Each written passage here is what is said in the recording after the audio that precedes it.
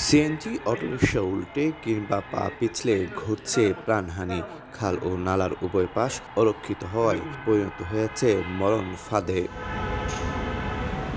নগরীর ৪১টি ওয়ার্ডের ৫৭টি খাল ও ছোট বড় নালায় চলছে জলাবদ্ধতা নিরসনে নির্মাণ কাজ, কিন্তু উভয় পাশে নিরাপত্তা দেয়াল না থাকায় আতঙ্ক আর ভয়ে চলতে হয় পথচারীদের। নগরবিদরা বলছেন, প্রাণহানির দায় এড়াতে পারে না জলাবদ্ধতা নিরসনের দায়িত্বে থাকা সিডিএ ও সিটি কর্পোরেশন সহ নানা সংস্থা। জলাবদ্ধতা প্রকল্পের সাথে যারা জড়িত ওনাদেরও দায়বদ্ধতা আছে। তবে সম্প্রতি আমরা দেখছি যে সিটি মেয়র সিডিএ মিলে বেশ কিছু উদ্যোগে ভূমিকা পালন করেছে। তবে সিডিএ বলছে, বর্ষায় প্রাণহানি ঠেকাতে তাদের দায়িত্বে থাকা ৩৬টি খালের মধ্যে ১৯টিতেই ইতিমধ্যে পাকা দেয়াল নির্মাণ করা হয়েছে, বাকিগুলোতে চলছে কাজ।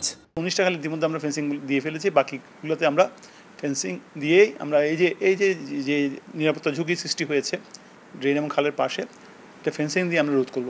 এদিকে বর্ষা মৌসুমকে সামনে রেখে ৫৭টি খালের উভয় পাশে অস্থায়ীভাবে বাঁশ দিয়ে নিরাপত্তা দেয়াল তৈরি করছে সিটি কর্পোরেশন।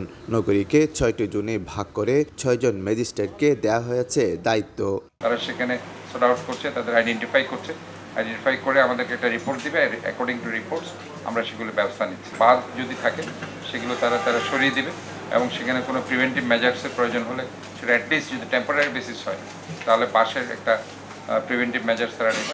সবশেষ ১৮ এপ্রিল রাতে নগরীর চকবাজারে হিজলা খালে পড়ে প্রাণ হারায় ৬ মাসের এক শিশু। ২০১৭ সাল থেকে এ পর্যন্ত নালা ও খালে পড়ে মৃত্যু হয়েছে ১১ জনের।